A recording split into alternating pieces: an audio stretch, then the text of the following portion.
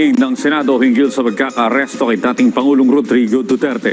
Umarap na ang ilang miyembro ng gabinete at iba pang opisyal at kapulisan ng pamahalaan.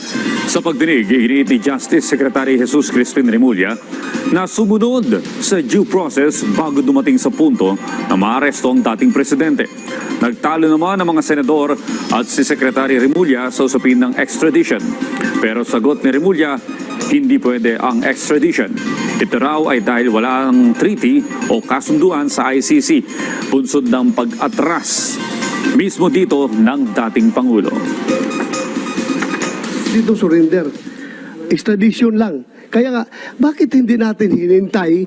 Yeah, with a view to extradition, bakit hindi natin hinintay yung ICC na mag-initiate ng extradition laban kay Pangulong Duterte? Ang extradition po na nasasabi po sa Section 17 ay meron pong treaty sa extradition, sa extraditing state. Kung ano, halimbawa, ang ICC tsaka ang Pilipinas, kung tayo po member ng ICC, kailangan po ng judicial proceedings. Hindi na po tayo member ng ICC eh.